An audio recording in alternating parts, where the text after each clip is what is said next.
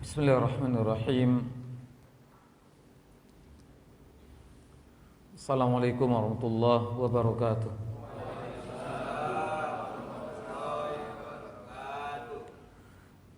Innal hamdalillah nahmaduhu wa nasta'inuhu wa nastaghfiruh wa natubu ilaih wa na'udzu billahi min syururi anfusina wa min sayyiati a'malina. Man yahdihillahu fala mudilla lah wa man yudlil fala hadiyalah. Asyhadu an la ilaha illallah wahdahu la syarika lah wa asyhadu anna Muhammadan abduhu wa rasuluh. Bapak dan saudara-saudara yang dimuliakan oleh Allah Subhanahu wa taala, kita senantiasa bersyukur pada Allah Subhanahu wa taala yang senantiasa mencurahkan rahmat dan karunia-Nya pada kita semuanya, sehingga kita dapat berkumpul di ruangan aula ini untuk melaksanakan acara ini hari ketiga, Pak ya? Hari terakhir ya? Hari kedua? Hari terakhir? Pelatihan imam dan khatib di musala dan masjid lingkup PTPN 5. Dan hari ini tiba giliran memberikan, mampu saya berikan bimbingan untuk Pak semuanya, yang pada dasarnya Bapak dan ikhwan semuanya sudah memahami ini, dalam rangka mengingat-ingatkan saja mungkin dari hal-hal yang berkaitan dengan tajwid yang sudah mungkin sudah lupa ataupun tidak ingat. Sudah lupa ataupun tidak ingat. Itu sinonim juga, Pak ya. Nggak apa, itu kebiasaan saya. Kebiasaan saya mengajar gitu juga. Kata-kata yang sama saya iringan dua-duanya langsung. Baik. Pelajaran kita berkaitan dengan tajwid. Walaupun dalam judulnya adalah yang diminta oleh penitia ke saya adalah tentang Al-Fatihahnya. Namun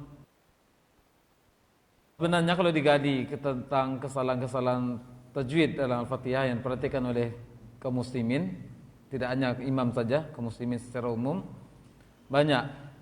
Namun karena kita pelatihan tidak bagus hanya mengkoreksi atau menggali kesalahan saja. Oleh karena itu saya berinisiatif untuk mengingatkan kembali materi-materi tajwid kepada bapak dan ikhwan semuanya di sesi siang nanti setelah ngantuk datang. Nah, baru saya berikan kursian Al-Fatihah. Jadi pagi ini berikan pemanasan dulu karena masih segar, habis sarapan semuanya walaupun saya belum. Baik. Habis sarapan semuanya insyaallah masih segar-segar Bapak. Jadi memberikan menampung materi-materi tajwid yang akan saya sampaikan, insyaallah akan bisa masuk nanti insyaallah taala. Tapi kalau langsung koreksi yang saya sampaikan, takutnya gondok nanti lama nanti gondok tuh ya. Bahasa pasaran kan gondok itu. Ya, agak dongkol nanti. Itu hal biasa yang saya hadapi setiap mengajar Al-Quran.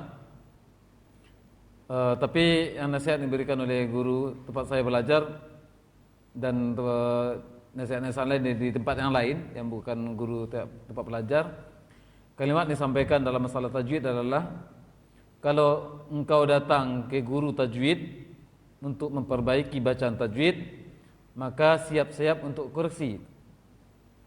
Karena tujuan antum datang ke tempat guru tajwid untuk dikoreksi. Jadi kalau datang ke guru tajwid tidak siap dikoreksi, maka persiapkan dulu hati untuk dapat dikoreksi. Karena yang namanya guru tajwid pasti mengoreksi. Apa yang dikoreksi bukan tangan-tangan bapak yang dikoreksi, tapi bentuk bibir bapak dia akan dikoreksi nanti. Lidah itu bagaimana letaknya akan dikoreksi nanti. Bagaimana cara gerak lidah? Lidah gerak sendiri nanti. Tidak bisa tangan membantu. Karena itu butuh kesabaran, Pak. Karena kalau kajian, kecuali kajian tilawah, kajian irama, enak-enak kan adalah irama bapak, insyaallah kan enak. Koreksi tidak banyak-banyak kali lah. Saya tinggikan nada dikit pak, itu.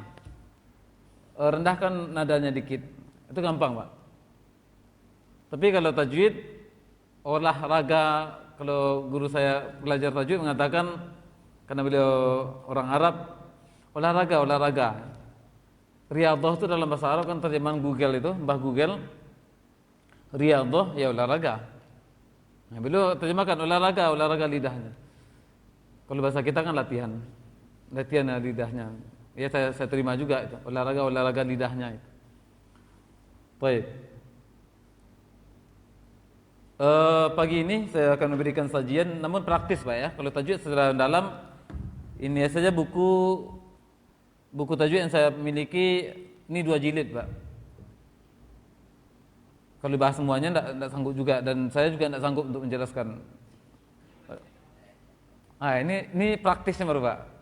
Walau mudah-mudahan sampai jam 12 nanti teorinya saja. Kalau menyampaikan saya Pak. Cuma apa yang saya ketik itu, apa yang saya sampaikan, saya biasanya target saya apa yang saya sampaikan dipahami. Itu biasanya saya apa. Kalau tidak pahami, saya akan memaksa sampai poin itu aku harus paham. Kalau tidak paham, saya tidak bisa lanjut ke poin yang berikutnya. Paham Pak, bukan prakteknya, tapi paham kaidah-kaidah tajwid. Istilahnya, kalau pagi ini kita akan belajar rambu-rambunya Pak. Bapak udah tahu itu mobil, Bapak udah tahu itu setirnya, udah tahu koplengnya, udah tahu remnya. Yang kita kaji pagi ini adalah bukan masalah itu lagi, bukan mengenal huruf hijaiyah, enggak lagi lah. Ya, enggak mungkin mengenal huruf hijaiyah lagi. Tapi bagaimana cara menerapkan huruf hijaiyah itu akan kita kaji. Oleh karena itu butuh pemahaman dan juga prakteknya. Mudah-mudahan kalau bisa di hari ini sempurna prakteknya pengucapan huruf hijaiyah, alhamdulillah, itu karunia dari Allah SWT. Namun saya targetkan setiap mengajar adalah bisa dipahami. Karena itu kita pakai tajwid praktis saja. Maksud praktis adalah bukan ringkas, tapi praktis adalah tajwid yang akan kita terapkan, yang dipraktekkan langsung. Karena itu saya mengajarkan tajwid, tidak mengajarkan teori izhar, ikhfa, bukan. Kalau bapak semuanya ketika saya tanya izhar udah hafal itu. Berapa huruf izhar udah hafal. Berapa huruf ikhfa udah hafal lah jumlahnya. Kalau hurufnya saya sebutkan dalam 2 menit, mungkin agak pikir juga tuh huruf ikhfa. Cuma berapa jumlah huruf ikhfa? Ketika saya tanya, insya Allah bapak bisa jawab. Cuma yang akan kita bahas sekarang bukan itu, bukan jumlah dengung ada berapa, jumlah izhar ada berapa, bukan itu. Tapi penerapan ikhfa itu bagaimana? Itu yang akan kita kaji di kesempatan pagi ini. Oleh karena itu butuh waktu. Walaupun beberapa lembar, berapa halaman cuma Pak? 36 kalau tidak salah ya. 36 halaman kalau tidak salah. Itu ringkas dari yang ringkas Pak. Ringkas dari yang ringkas.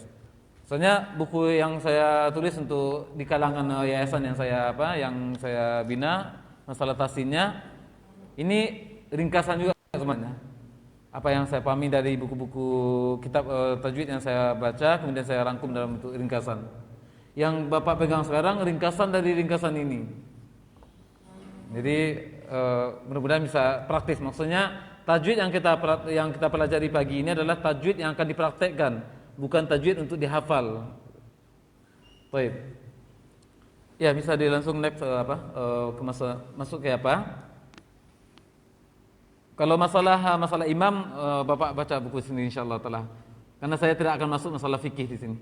Kalau masalah imam masuk masalah fikih di sini. Ya. Bukan wilayah saya masalah fikih. Hanya saja saya ingatkan semua ulama fikih sepakat kalau imam itu syarat ataupun adab yang mesti dipegang oleh seorang imam masjid, sepakat seluruh ulama itu adalah masalah ikhlas. Ya, ikhlas. Sepakat para ulama semuanya. Tidak ada khilaf di situ. Ikhlas maksudnya apa? Ikhlas untuk mengimami kaum muslimin untuk salat.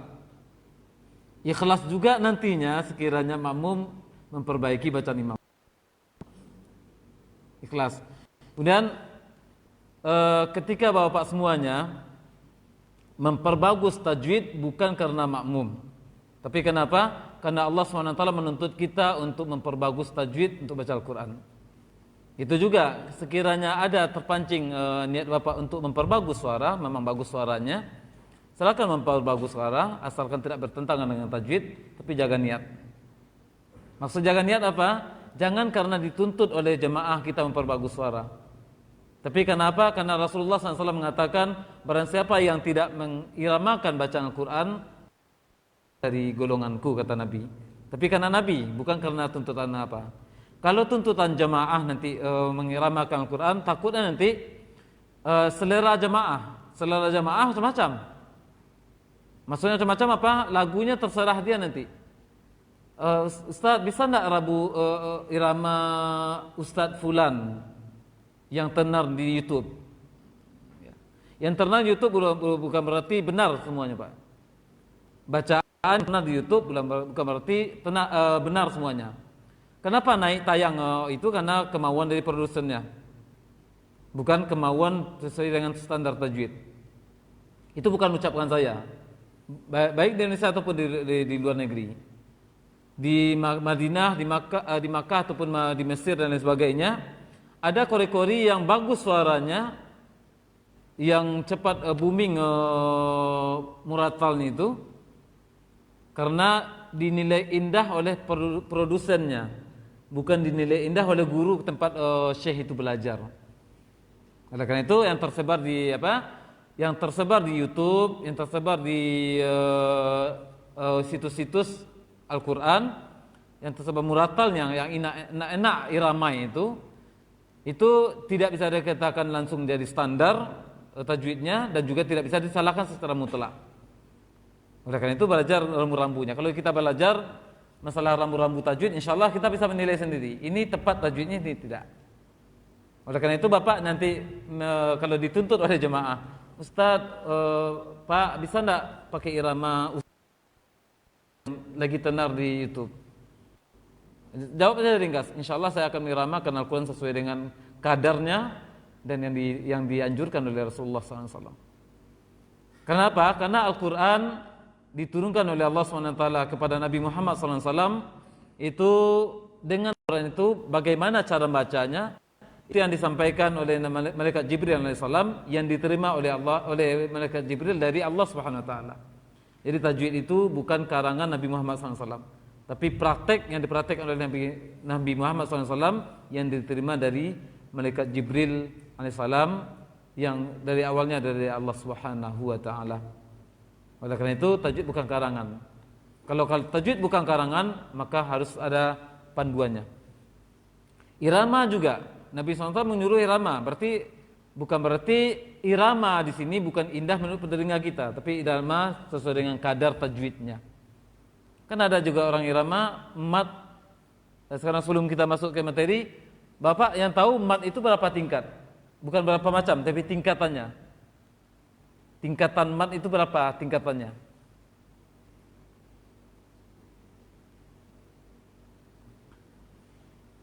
Afwan, Bapak yang latar belakang pondok pesantren ada enggak dulunya? 20 tahun yang lalu. Kan ada yang umur 50-an sekarang, ada 40-an.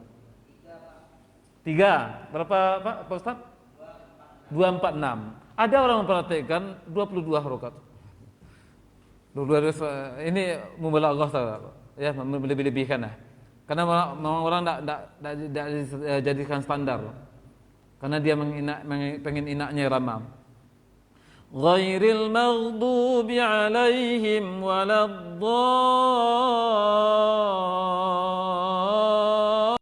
Karena udah berlebihan. Kenapa? Karena ingin menggoyangkan suara di situ. Dallin.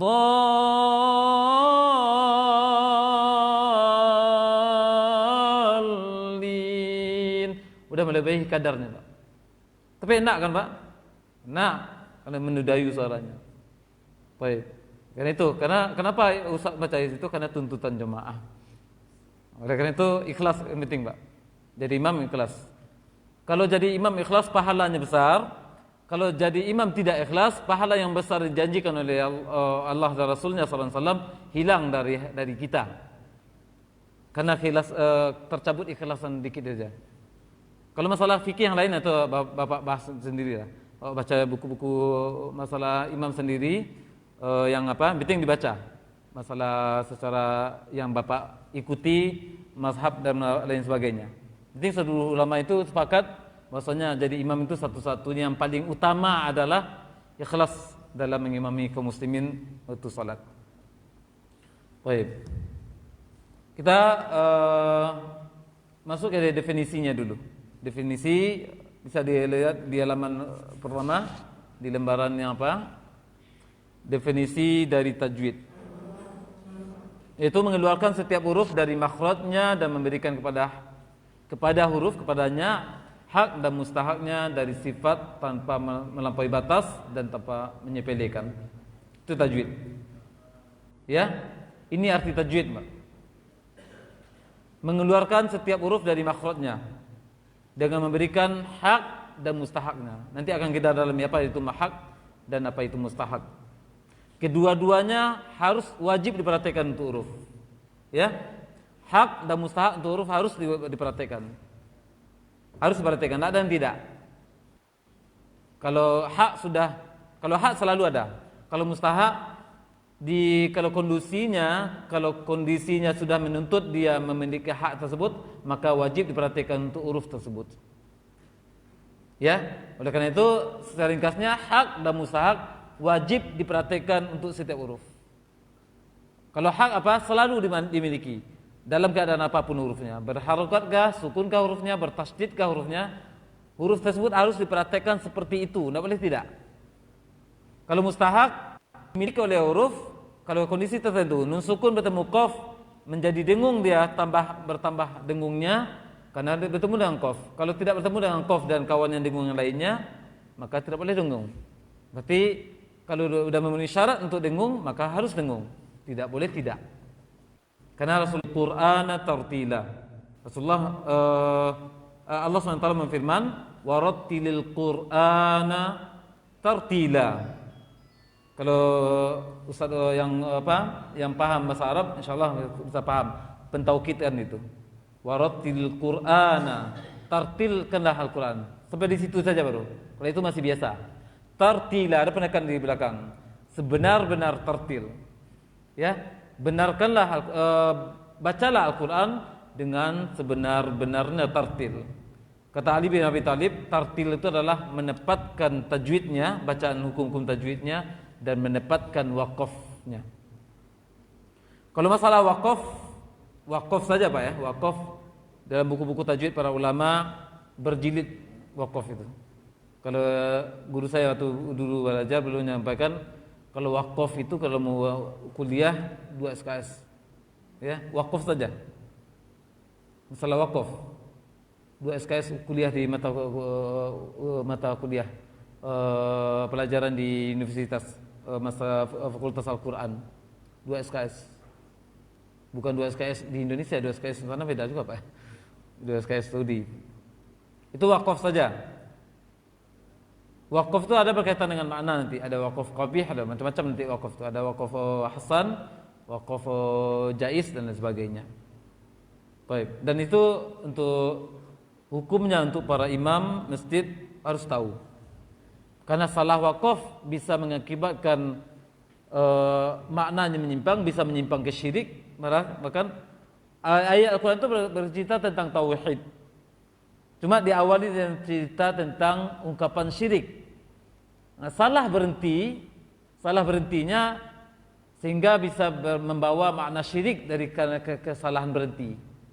Dan juga bisa bermakna salah memulainya setelah berhenti, bisa bermakna syirik dan bisa bermakna maksiat lainnya. Oleh karena itu kajian lainnya, kajian tambahan untuk dan para ustaz semuanya. Kalau jadi wajib tidak, ilmu wakaf dan tidak. Baik, next ke halaman berikutnya. Terus next judulnya dulu. Kenapa kita harus belajar tajwid? Terus next. Ini ringkas dari yang seringkas-ringkasnya, Pak. Ini ringkas dari seringkas-ringkasnya. Ana kumpulkan cuma 4 ini saja yang terpenting kali. Kenapa kita harus belajar tajwid? Kalau dilihat dari karangan tulisan-tulisan para ulama, sangat banyak, Pak. Sekarang kita Kita 4 ini aja. Kalau 4 ini sudah paham, insyaallah yang lain akan ikut nanti, Pak. Yang pertama adalah karena memang diwajibkan oleh Allah Subhanahu wa taala. Apatah lagi wajib ain untuk para imam. Wajib ain untuk para imam. Ilmunya dan prakteknya. Ya. Ini ada dua hukum, masalah hukum tajwid ini. Mempelajari ilmu secara detail itu fardu kifayah. Ya. Fardu kifayah, ilmunya secara detail. Tapi mempraktekkan tajwidnya, membaca Al-Quran fardu ain untuk setiap kaum muslimin. Apa segi perbedaan di situ? Kedua-duanya belajar, Pak. Kedua-duanya belajar. Mempelajari ilmunya belajar. Mempraktekkan tajwid untuk Al-Quran tanpa belajar, bisa enggak mempraktekkan tajwid? Bisa enggak mempraktekkan tajwid tanpa belajar? Nah, namun bedanya apa? Beda yang pertama kewajiban fardu kifayah tadi apa? Mempelajari ilmunya. Kalau mempelajari yang tadi, mempelajari prakteknya, walaupun tidak hafal-hafal ilmunya. Prakteknya tahu, bisa. Maksudnya apa? Bermodalkan talqin saja dari guru yang mungkin bacaan Al-Qur'annya sudah cukup. Berarti Bapak sudah memenuhi syarat, memenuhi kewajiban untuk belajar membaca Al-Qur'an. Talqin tanpa diterangkan oleh gurunya. Ini hukum apa? Tapi guru membaca a'udzu billahi minasyaitonir rajim. Kemudian kita mengikuti sampai surah An-Nas ataupun surat-surat yang dibaca sering atau salat. Itu saja dibaca, ditalkinkan dan bermodalkan talqin itu saja dari guru. Bapak sudah memenuhi syarat untuk sudah memenuhi kewajiban belajar Al-Qur'an secara tajwid. Nomor 2, kewajiban nomor 2. Tapi untuk imam tidak cukup untuk itu. Ya. Untuk imam tidak cukup yang nomor 2 tadi. Memimpi kaum muslimin untuk salat. Kapan Bapak membagi waktu? Ya terserah Bapak. Harus dicari cari guru yang mungkin untuk baca Al-Qur'an. Kalau sekarang pagi ini pengantar saja, Pak. Menyongkel kesemangat Bapak belajar tajwid. Ya, bahasa preman kali menyongkel, Pak. Membangkitkan bahasa halus. Membangkitkan semangat Bapak untuk mau belajar tajwid Al-Qur'an untuk imam, ya, untuk imam dan khatib. Kalau yang nomor 2 tadi untuk jamaah secara umum, kaum muslimin secara umum, mempraktikkan Al-Qur'an secara tajwid kaum muslimin secara umum. Tapi untuk imam tidak cukup sampai di situ, harus mempelajari rambu-rambunya. Kenapa bisa wakaf di situ? Kenapa tidak? Itu harus. Baik, karena Rasulullah, Allah SWT yang mewajibkan dan juga Rasulnya Sallallahu Alaihi Wasallam. Kedua, terlebih lagi jika kita sudah diamanahkan ini penekanan tadi. Nomor 3, lidah kita belum terbiasa mengucapkan lafaz Arab. Terlebih lagi mengikuti aturan tajwid. Orang Arab saja, Pak, kalau nak belajar salah tajwidnya, Pak. Orang Arab sering memantul-mantulkan huruf yang tidak mantul. Orang Arab. Dengarkan orang-orang Arab ngomong. Di TV banyak, di YouTube banyak orang-orang Arab. Bahasa Arab asli, bukan Arab Nandi, bukan Arab maklum. Ada orang Arab maklum, ada orang Arab Indonesia yang tak pandai bahasa Arab. Pakai Arab, anna, fulus, pokoknya macam-macam lah. Itu Arab maklum, Pak. Arab maklum saja karena dia orang Arab, tak pandai bahasa Arab. Ya, maksudnya orang Arab di negara Arab itu. Banyak juga memantul-mantulkan huruf-huruf yang tidak pantas untuk dipantulkan. Sin dipantulkan, lam dipantulkan. Orang Arab saja wajib belajar tajwid. Apalagi kita orang Arab maklum, Mbak. Lafaz pengucapan Arab itu masih jauh dari lidah kita. Huruf ain saja kebanyakan umumnya kaum muslimin adalah dari hidung. Ain keluar. Coba Pak baca alamin, tutup hidung, Pak. Itu. Itu butuh waktu bertahun-tahun memperbaiki ain, Pak. Ain itu. Baik. Karena itu lafaz Arab bukan lafaz kita, kan itu masih belajar. Saya pernah alhamdulillah diberikan kesempatan oleh Allah sekali baru umroh tahun 2017 yang lalu. Ada di Masjid Nabawi itu kan ada halaqah Al-Quran. Al-Quran atau di Makkah juga ada halaqah Al-Quran. Ada saya lihat orang Arab asli, Pak, udah tua. Umurnya sekitar 60-an lah kalau salah. Di halaqah itu anak-anak kebanyakan, Pak. Bapak itu yang paling senior, Pak. Belajar baru mengucapkan huruf hijaiyah. Orang Arab. Kalau kita Arab maklum ya, harus Arab maklum, Pak. Arab maklum apa? Maklumlah untuk belajar, itu maksudnya. Baik. Yang keempat, kesalahan-kesalahan tajwid paling ringan akibatnya adalah berdosa. Dosa apa? Karena tidak sesuai dengan tajwid Rasulullah SAW. Itu paling ringan, Pak. Paling parahnya berubah arti. Yang tauhid berubah menjadi syirik. Yang syirik bisa berubah menjadi dalam anggapan dia udah tauhid. Contohnya, saya contohkan, Pak, ya.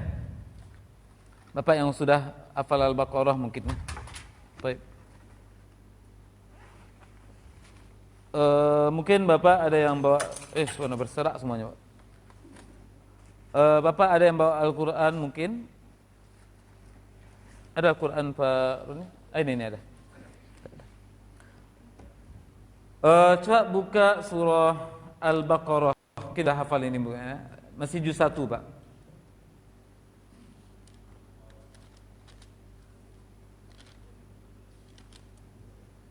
Mantapnya ambil wudhu dulu sih. Sudah terlanjur nanti. Baik, Al-Baqarah kalau ada buka Al-Quran atau di aplikasi AP-nya mungkin ada Al-Quran.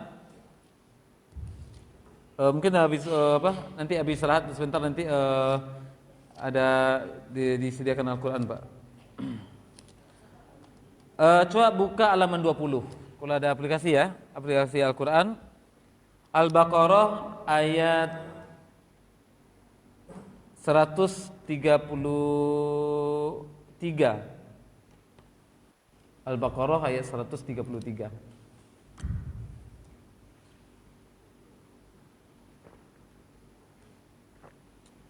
Ini anak mengajar tasin yang serius, Pak. Anak tidak pernah mengajar tasin enggak serius-serius. Tegang-tegang kali enggak. Tapi wajah-wajah Bapak kayak entah apa anggapan gana. Wajah apa? Kayak marah. Baik. Ada orang baca seperti ini. Ada orang baca seperti ini bacanya. Ayat 132 ya, kita potong apa yang kasusnya saja. Qalu na'budu ilahaka wa ilaha abaika Ibrahim wa Ismail. Kalau berhenti di situ di mana mulainya, Pak?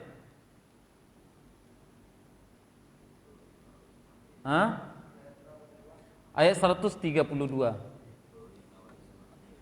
Anda ulang lagi ya. Qalu na'budu ilahaka wa ilaha abaika Ibrahim wa Ismail. Kalau apa? Kalau berhenti di situ mulainya dari mana lagi? Coba buka Al-Quran, buka Al-Quran. Itu Al-Quran ada di depan apa? Al-Quran nganggur itu satu. Depan Pak apa? Tuh. Ini Al-Quran dekat tiang, Pak. Itu Al-Quran atau buku tuh, Pak? Al-Quran atau buku tuh, Pak? Oh, buku. Agenda. Baik, siapa yang buka Al-Quran? Ya, saya buka ayat itu 132. Wa qalu na'budu ilahaka wa ilaha abaika Ibrahim wa Ismail. Kalau berhenti di situ mulainya dari mana, Pak? Ya, biasa kalau Bapak biasa apa? Wa ila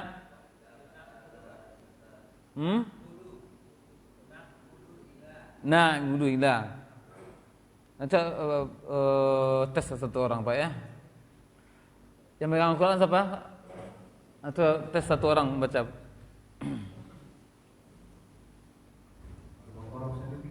Seratus tiga puluh dua.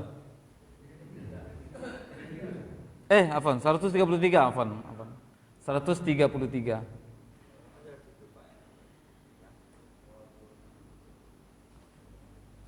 Di selain ini tidak ada ayatnya.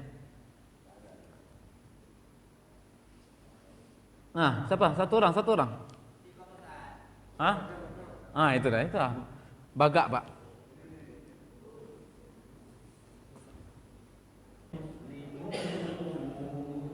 Baik, di situ bahayanya, Pak. Bahayanya apa? Ayat itu. Di situ bahayanya. Kalau mulai dari wa Ishaq ilahan wahida, menyatakan adalah Ishaq adalah ilah yang satu. Ya, Bapak insyaallah tahu. Kalau kaum muslimin yang banyak di luar nanti, ini banyak terjadi orang berhenti di situ. Ini kalau bisa sanggup nafasnya harus sampai berhentinya sampai ilahan wahida. Dari qalu berhenti sampai ilahan wahida. Kalau berhenti pertengahan, ulang lagi di awal, Pak. Tidak bisa dipotong di situ kalimatnya, Pak. Ini kan ungkapan cerita Allah SWT tentang keturunan Nabi dari mulai Ibrahim, Ismail dan Ishak, tentang ajakan kepada anak-anaknya. Bahwasanya mereka menyembah